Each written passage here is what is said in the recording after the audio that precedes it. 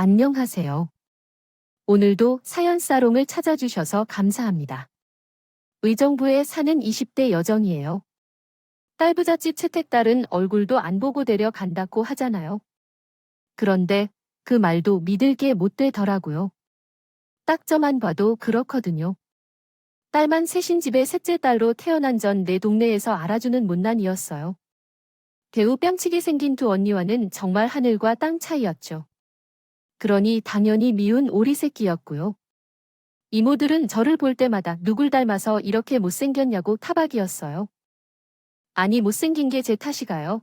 그런데도 제 탓인 양 몰아세우는 통의 어린 마음의 상처도 많이 받았어요. 아, 억울한 마음에 울기도 많이 울었고. 그때마다 잘 감싸주는 게 부모님이었어요. 고슴도치도 제 새끼는 하마다고 남들 눈에는 몰라도 저희 부모님은 안재가 예뻐 보였던 거죠. 서연아, 아름다움은 내면에서부터 우러나오는 거란다. 그러니 너무 외모에 신경 쓰지 마라. 아빠는 늘 제게 이렇게 말씀하셨지만 그 말은 조금도 위안이 되지 않았죠. 내가 녹차 티백도 아니고 아름다움이 우러나올 때까지 어떻게 기다릴까요? 차라리 성형수술을 하는 게 빠르지.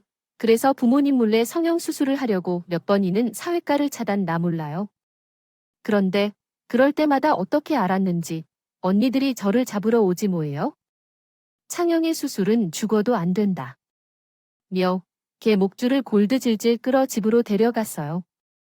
아니, 성형수술이 뭐 크리 죽을 죄인가요? 그런데도 아니들이 이 극성이었죠. 절대 끼지들은 가만히 있어도 남자들이 줄줄 따르는 민문이 상관없겠지만 저는 상황이 다르잖아요. 저한테는 성형수술만이 답이라고요. 다지고 보면 제가 외모 콤플렉스를 갖게 된 것도 다 언니들 탓인데 말이죠. 입장 바꿔 생각을 해보세요. 아마 자기들도 저처럼 태어났다면 상회과 단골이 됐을 거예요. 그 밖에도 언니들은 가진 게 많았어요. 외모는 기본이고 학벌의 능력까지 뭐 하나 빠지는 게 없거든요. 그러니 제가 안 억울하기 있냐고요. 사실 여기에는 반전이 있긴 해요. 제가 말을 안 해서 그렇지 언니들 본 모습은 정말 장난이 아니거든요. 겉모습은 여자 하지만 속에는 산에서 샘들어 있는 장부들이죠. 내친 김에 언니들 얘기 좀 해볼까요? 먼저 큰 언니는 현시원한 이목구비에 길쭉한 팔과 다리, 타고난 운동신경으로 싸움 실력이 장난이 아니에요. 7살 때부터 태권도 학원에 다녀서 발차기가 선수급이거든요. 자랑 싸울 때마다 그 긴 다리로 퍽퍽 차는데 정신을 잃은 적도 있답니다.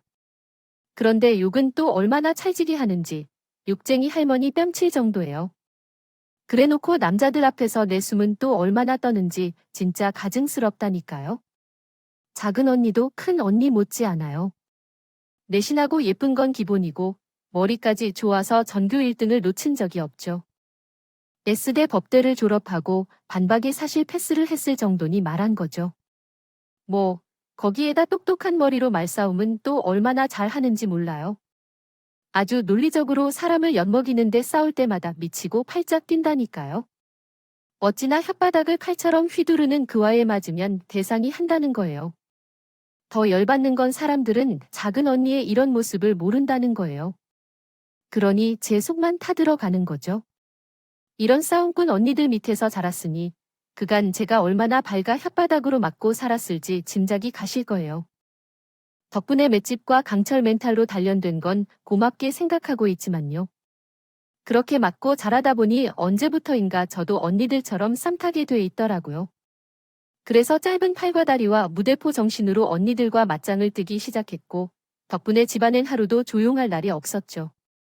어쩌다가 이모들이 안부 전화를 할 때 이렇게 말할 정도였더니까요. 언니, 그것들 요즘에도 그렇게 싸워? 아우 블라. 3 중 하나가 죽어야 싸움이 멈출까? 아주 칭찬징글하다. 이렇게 되니 자연스럽게 우리 세자매는 쌈딱 세자매로 불리게 되었어요. 이렇게 죽어라 싸우던 우리 세자매가 싸움을 덜 하게 된 건 큰 언니가 결혼을 하면서부터 해요. 아무래도 집안에 형부가 들어오고는 전처럼 싸움 주를 수가 없었거든요.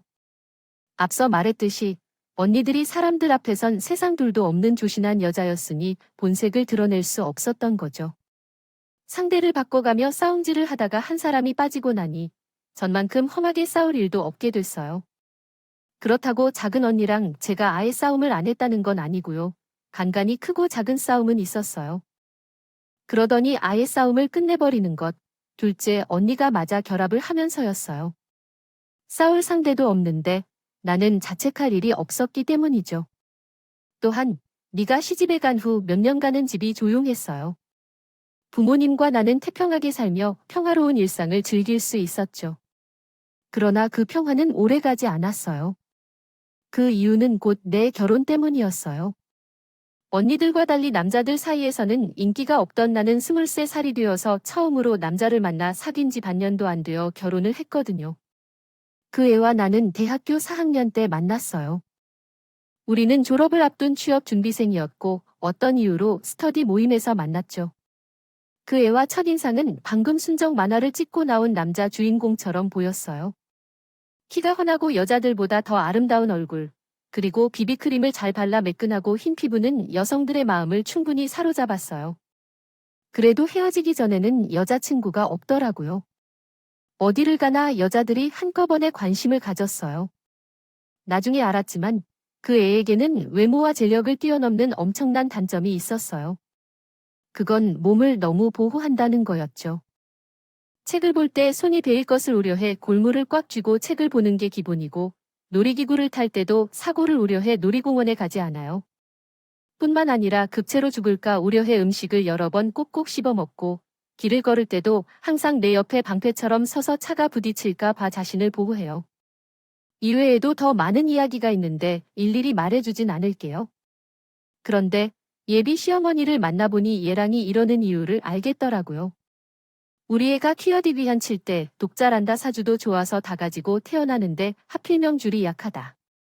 지 뭐니? 그래서 늘 조심하고 있다. 만 크게 나만 잘한다고 사고가 안 나겠니? 그래, 용암 부살림을 찾아가 물었더니 명 질릴 방법이 있다. 더구나 방법이 있는데 두고만 볼 수도 없고 김 부살마리 며느리 얼굴에 칼을 조금 대면 우리의 명이 길어진다. 더군야 그래서 말인데 아가 이참에 너한테 부탁 하나만 하자. 너 성형수술 좀 하면 안 되겠니? 꼭 우리의 명출 때문만은 아니다. 솔직히 네 얼굴이 우리의 짝으로 가당기는 일, 그러니 겸사겸사 상황 수술을 하면 누적 구매 부종과 아니겠니? 상형 수술비는 걱정하지 마라. 내가 다 낼 테니 넌 몸만 오면 돼. 아가, 성형 수술을 해줄 거지? 어머님 말에 솔직히 황당하기는 했지만 혹한 것도 사실이에요. 안 그래도 성형수술 노래를 부르고 살았던 전데. 게다가 돈 한 푼 안 들이고 수술도 하고 얘랑 명출도 있는다는 데에 도랑치고 가재 잡는 거잖아요. 거기다 자기 아들 명줄 이어준 며느리를 어머님이 종료뻐 하시겠어요. 그래서 냅다 그러겠다고 했어요. 그런데 그 이야기를 들은 저희 식구들은 방방 뛰며 결사 반대를 하지 뭐예요? 특히 드센 투어 언니들이 여모 성형수술 너 아주 미쳤구나. 그야 저도 완전 미친 또라이 사지 아들 명줄이 있는데 왜 남의 자식 얼굴에 칼을 대겠다고. 지랄이 꿈도 꾸지 말라 그래. 큰 언니는 버럭 소리를 지르고 정신 차리라며 제 머리통을 쳤어요. 그러자 이번에는 작은 언니가 나섰어요. 요즘 세상에 아직도 그런 미신을 믿는 비성적인 인간이 있다는 게 놀랍다. 땡추야, 넌 그런 소리를 듣고 가만히 있었어. 넌 완전 머리를 장식으로 달고 산이 됐고 그 결은 당장 때려치라. 사람이 무식해도 정도가 있지. 엄마, 제이, 결혼 절대 시키지 마. 언니가 뭔데 그래? 이건 내 결혼이야. 이 멍청아, 그런 인간들 안 봐도 뻔해. 앞으로 무슨 일이 있을 때마다 미신이 어쩌고 무당이 어쩌고 하면서 너한테 말도 안 되는 유월 할 거라고. 너 그딴 집에 들어가 살고 싶니? 결혼 못해 죽은 귀신이라도 붙었어. 네가 멍청한 줄 알았지만 이 정도일 줄은 몰랐다. 너 어디가 좀 모자란 거 아니니? 그런 인간들하고 왜 상종? 올해 정신 차리고 당장 헤어져. 작은 언니는 거친 혓바닥을 휘둘러댔고 부모님 역시 언니들과 같은 생각이라며 이 결혼은 없던 일로 하라고 하셨어요. 하지만 저는 그럴 수 없었어요. 이 남자가 아니면 언제 제가 이렇게 멋진 남자 짝이 되겠어요. 게다가 저도 성형수술해서 남들처럼 예쁜 얼굴로 살고 싶기도 했고요. 다들 왜 그래? 이거 내 인생이야. 죽이겠다는 것도 아니고 공차 상수해준다는데 뭐가 문제야? 혹시 내가 예뻐질까봐 샘나서 그래? 평생 못난 일을 살길 바랬던 거야? 엄마 아빠도 그런 거 아니야? 이따위로 나왔으면 솔직히 엄마 아빠가 진작에 수술이 해소시켜 줬어야지. 딸한테 손 놓고 있는 엄마 아빠 대신 시어머니가 수술까지 시켜준다는데 엎드려 절을 못할 망정판을 깨겠다고. 그러고도 대부 뭐야 진짜. 내 친분을 왔냐고. 이럴 거면 낳지 말지. 왜 낳았어? 왜 나서 사람을 비참하게 만드냐고? 혹시 따 조언애 아니야? 그래서 나한테만 이런 거 아니냐고? 친자식이 아니니까 대충 밥이나 먹어. 키우근 생생 내보려고 하는 거잖아. 말해봐. 말해보라고. 그 순간 큰언니가 제 뺨을 쳤어요. 충격의 고개가 휘청할 정도였죠. 큰언니는 그러고도 분이 안 풀리는지 저를 무섭게 노려보며 소리쳤어요. 또 말이면 단 줄 알아. 그동안 엄마 아빠가 널 어떻게 키웠는데 그딴 소리를 내. 친자식이 아니라서 그렇다고. 검은 털 가진 짐승은 거두는 게 아니라 던이 넓으니. 그 말이 맞네. 피 한 방울 안 섞인 늪에 아파 낳은 자식들보다 더 애틋하게 키운 분들이야. 근데 넌 은혜를 원수로 갚는 얘. 낳아준 부모 아니면 부모도 아니야. 고마움도 모르는 이 배은망덕한 요나. 그 순간 싸늘한 정적이 감돌았다. 써요. 흔한 이낸 자신의 실수를 한 걸 깨닫꿈 놀란 표정으로 입을 틀어막고 오말 잘하던 작은 언니는 펑져 있었어요. 부모님은 말할 것도 없고요. 그게 무슨 소리야? 나 정말 주오네요. 제가 대수롭지 않게 던졌던 말이 감춰두었던 제 출생의 비밀을 끌어낼 줄은 꿈에도 몰랐어요. 작은 언니네 놀란 제 표정을 보고는 애서 상황을 수습하려고 나서 더군요. 끈이 갑자기 왜 이래? 라 던진 말에 죽자고 달려들고 너도 그만해 애 다 헛소리야. 아, 작은 언니는 평소와 다르게 제 눈치를 살피며 상황을 정리하려고 했어요. 그는 언니 역시 제 눈치를 살폈고요. 그때 확실히 알았어요. 흔한 리가 있단 말이 사실이라는 걸, 그리고 그동안 대수롭지 않게 넘겼던 일들이 하나하나 떠오르기 시작했고, 그것들은 모두 하나로 연결되었어요. 결론은 제가 부모님이 친자식이 아니라는 거였죠. 지금껏 왜 의심을 안 했나 싶더군요. 제 외모낸 언니들은 물론 부모님과도 전혀 닮지 않았는데 말이죠. 게다가 엄마는 제가 태어난 시간조차 기억하지 못하셨나요 말이에요. 언젠가 막내 이모가 했단 말도 알려요. 나한 언니가 사용이 가진 줄도 몰랐어. 참 사연이 낳고 산후조리 누가 해줬어? 엄마는 둘째 아님으로 캐나다 가느라 못해줬을 텐데 그때 엄마는 당황한 표정으로 아빠랑 언니들이 많이 도와줬다고 했지만 지금 생각해보면 그것도 말이 안 돼요. 당시 큰 원희는 초등학교 2학년이었고 작은 7살이 없거든요. 그 어린 딸들이 아빠가 퇴근할 때까지 막 출산한 엄마의 산후조리를 도왔다니 누가 봐도 이상하잖아요. 게다가 병원도 아니고 집에서 산파를 불러서 나왔다는 것도 그렇고요. 예어, 순식간에 생각이 정리된 더 이상 미룰 수가 없었어요. 진실을 마주해야겠다는 생각뿐이었죠. 저는 아빠를 흔들면 물었어요. 제 출생에 대해 이야기해달라고요. 아빠는 어렵게 얘기를 시작하시더니 군요. 안 그래도 언젠가 얘기하려고 했다. 그러니 내 언니 너무 미워하지 마라. 이렇게 된 이상 뭘 더 숨기기겠니? 그런데 사연아. 엄마랑 아빠는 한 번도 서연이가 우리 딸이 아니라고 생각한 적 없어. 언니들도 마찬가지고. 비록 엄마가 널 낳지 않았지만 때부터 넌 우리 가족이었고 지금도 마찬가지야. 저는 태어난 지 얼마 안 돼 배꼽이 아물지도 않은 채로 우리 집 대문 앞에 벌어져 있었다고 했어요. 저를 감은 포대기엔 생년월일과 이름이 적힌 메모가 있었고 생모가 남긴 짧은 편지도 있었어. 꼭 찾으러 올 테니 잘 키워달라고. 제가 말한 거였지만 막상 듣고 보니 충격적이었어요. 제 인생이 사라진 기분이었거든요. 그동안 언여사는 주제에 언니들한테 대들고 부모님 촉만 썩혀 들었던 게 죄송해서 어쩔 줄 모르겠다고요. 저 때문에 부모님의 사랑을 빼앗았던 언니들한테도 정말 미안했고요. 그런데 고마운 줄도 모르고 매번 투정만 부리고 살았으니 언니들이랑 부모님이 보시기에 제가 얼마나 뻔뻔해 보이겠죠?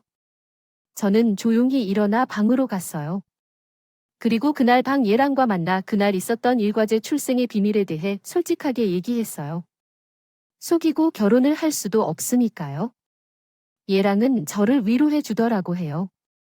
그리고 며칠 뒤 시어머니께서 집으로 저를 부르셨어요. 아무래도 제 사정을 들으시고는 헤어지라는 말을 하실 모양이었죠. 그런데 글쎄, 일 하시지 뭐예요? 하가 우리한테 얘기 틀었다. 얼마나 상심이 큰 이 이렇게 되니? 사 그 집에 있는 것도 불편하지 않겠니? 어차피 내 며느리가 되기로 한 의사 넌 내 딸이 나침배 없으니 이참에 하에 우리 집으로 들어오는 게 어떻겠니? 결혼 전까지 여기서 살다가 시골리면 그때 가서 풍과시켜주마. 그때까지 내내 딸로 살자꾸나 생각지도 못했던 어머니 말씀에 저는 눈물이 주르르 흘렀어요. 하루아침에 세상에 벌어진 것 같았는데 이렇게 저를 보다듬어 주시는 분이 계시다니 가슴이 먹먹하다더라고요. 그래서 부모님께 어머니 말씀을 전하곤 주말에 바로 시댁으로 들어왔어요. 물론 부모님과 언니들은 엄청 반대를 했지만 저는 폐를 끼치고 싶지 않아서 일부러 냉정하게 뿌리쳤다. 조 예비 시어머니께서는 손님방으로 쓰던 작은 방을 저에게 내주셨어요. 아직 결혼 전인 이 예랑과 한 방을 쓰는 건 남들 보기에 안 좋다시면서 저도 그러고 싶지는 않다고 했고요. 어머님께서는 사정을 다 아는 이상 차동되게 부담을 주고 싶지 않으시다면 혼수다 예당 예불 없이 결혼식만 간단히 치르자고 하셨어요. 하지만 그렇게 할 순 없었죠. 다행히 그동안 사형 수술을 하려고 모아둔 돈이 2천만 원 정도 있으니 그걸로 혼수를 장만하겠다고 했어요. 어머님도 정 그렇다면 더는 말리지 않겠다고 하셨고요. 그렇게 저는 가족과 연을 끊고 쿠 예비 시댁에서 살게 되었어요. 어머님은 말씀하신 대로 저를 딸처럼 대해주셨고 예랑 역시 곁에서 저를 많이 위로해 주었죠. 그런데 일주일 정도 지나고 났는데 어머님 태도가 완전히 변하기 시작하더라고요. 도우미 아저씨 오지 말라고 했어.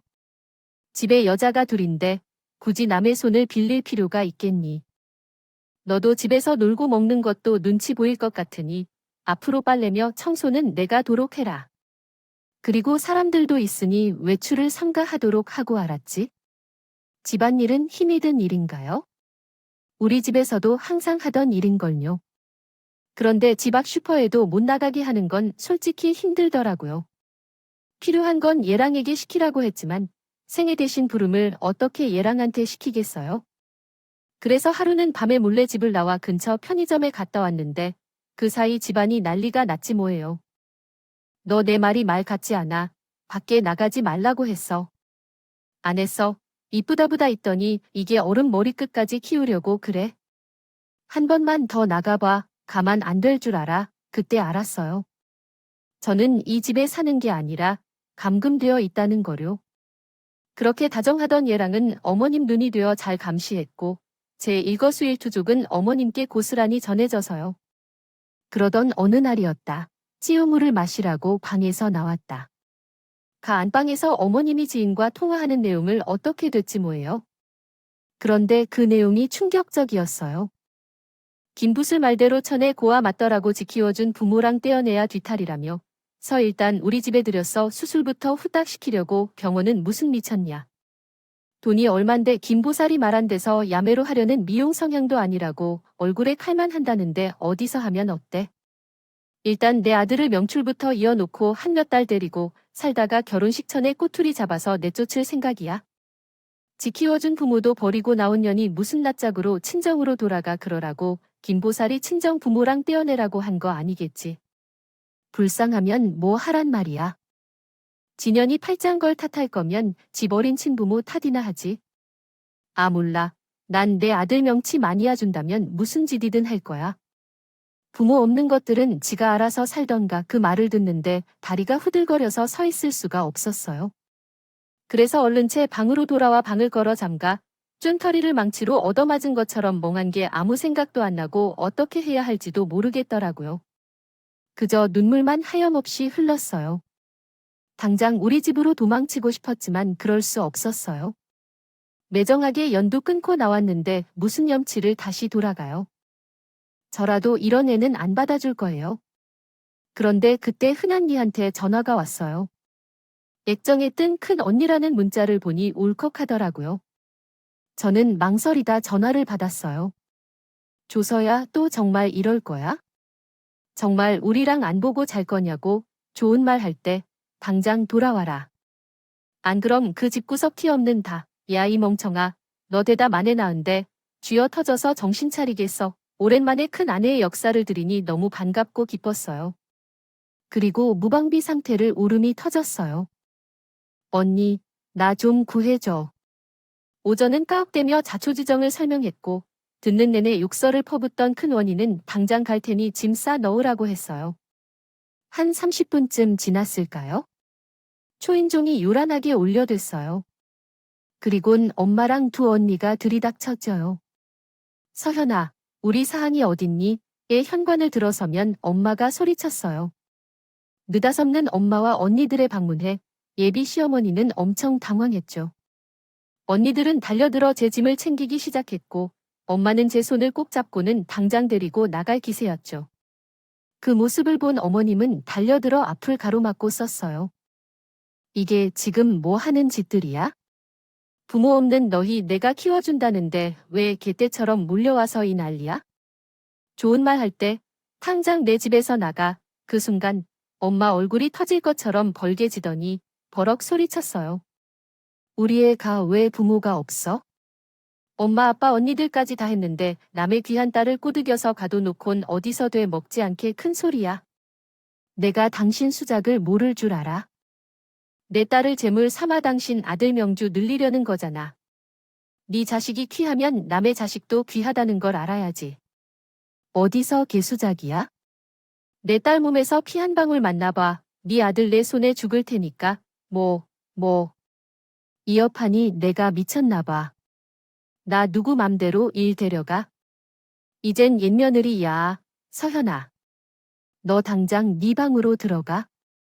어머님이 제 팔을 힘껏 끌어당겼어요. 그 바람에 저는 중심을 잃고 후탁자에 부딪히며 바닥에 쓰러졌죠. 탁자 모서리에 찍힌 무릎에는 빨간 피가 번져 올랐어요. 피를 보자 눈이 획.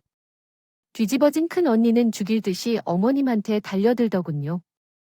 이 아주 마감이 찼나? 감히 내 동생 몸에 스크래치래. 나도 아직 피 한 방울 안 냈네.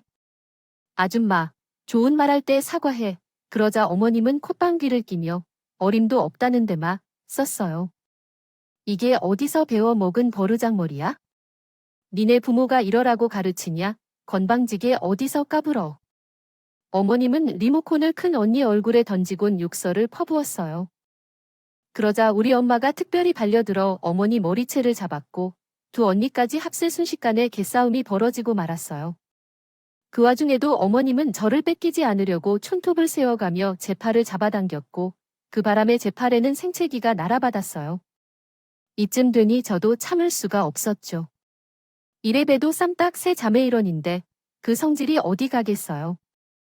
그래서 에라 모르겠다 하고는 맞부터 싸우기 시작했죠. 욕살과 집기와 주먹이나 무한 싸움이 이어졌고 그 사이 예랑이 돌아왔어요. 난장판이 된 집안 꼴을 본 예랑은 죽일 듯 달려와 제 멱살을 쥐었어요. 이게 건방지게 너 치린 듯해. 제 배 역사를 지금은 들은 예랑을 보자 순간 배신감이 밀려오더군요. 예랑만큼은 제 편인 줄 알았으니까요. 그때였죠. 엄청난 속도로 달려든 큰 아니 발바닥이 예랑에게 뺨을 쳤어요. 그 바람에 예랑은 바닥에 나동그라졌다. 그 언니는 씩씩하게 소리쳤어요. 이 미친 놈이 감히 내 동생 목에 졸라. 그러자 작은 언니도 한마디 했죠. 너, 방금 그거 살인미수야. 작은 아내의 말이 떨어지기가 무섭게. 저는 목을 감아쥐고 캑캑거렸어요. 언니, 나 목 졸려 죽을 뻔했어. 아뜬 뜬금없이 시작된 세 자매의 합동쇼의 모자는 당황한 표정으로 손사래를 쳤죠. 그 사이 엄마는 손에 핸드폰을 쥐고 동영상으로 상황을 찍고 있었고 자는 바닥을 구르며 고통스러워했어요. 큰 언니는 119로 불러야 한다며 휴대폰을 들고 난리부르스를 쳤죠.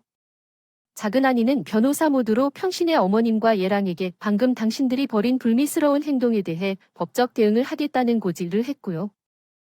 내 모녀의 빈틈없는 메소드 연기에 결국 어머님과 예랑은 무릎까지 꿇고 싹싹 빌어야 했고, 이후로도 큰 언니의 욕설과 작은 언니의 훈계가 1시간 정도 이어진 뒤에야 그날의 개싸움은 막을 내렸어요. 하지만 끝날 때까지 끝난 게 아니라고 집에 돌아온 작은 언니는 곧바로 소송 준비에 들어갔고, 다음 날 바로 모자를 감금 폭행, 노동력 착취, 결혼, 사기 등 걸 수 있는 모든 항목으로 초소를 걸었어요. 작은 아니의 뛰어난 능력 덕분에 결국 저는 엄청난 합의금과 위자료를 받게 되었어요. 수 있었죠. 거기가 어머님은 형사처벌까지 받아야 했고요. 그리고 그날 내 모녀가 벌인 싸움은 1년이 지난 지금도 가족 모임 때마다 생생하게 회자되고 있답니다. 그리고 한 가지 더, 온 가족이 합심해 제 성형수술을 막았더니 해도 밝혀졌어요. 그건 바로 제 친모 때문이었죠. 혹시라도 우연히 친모랑 만나게 되면 친모가 제 얼굴을 알아볼 수 있도록 원래 얼굴을 남겨두려던 거였어요. 30년이 다 되도록 이사를 안 가고 낡은 한옥집에서 살고 있는 것도 언제거 찾아올지 모를 친목을 위해 친모 기억 속에 있는지 그대로를 남겨두려는 부모님의 배려였고요. 세상에 이런 가족이 또 있을까요? 비록 시끄럽고 주먹과 욕설이 난무하는 가족이지만 세상 누구보다도 따뜻하고 사랑이 넘치는 사람들이죠. 덕분에 길바닥에 벌어졌던 저는 단 한순간도 외로울 틈 없이 시끌벅적하게 살아올 수 있었고요. 저는 친모가 찾아올는지 궁금하지도 않습니다. 낳아줬다고 다들 이런 가족으로 살 수 있겠어요? 지금의 부모님과 언니들에게 감사하고 사랑하며 살아가렵니다. 지금까지 제 긴 사연을 들어주셔서 감사드려요. 여러분 사회원, 댓글에 응원과 현명한 조언 부탁드려요. 좋아요와 구독은 저에게 큰 힘이 됩니다. 오늘도 좋은 일 가득하세요.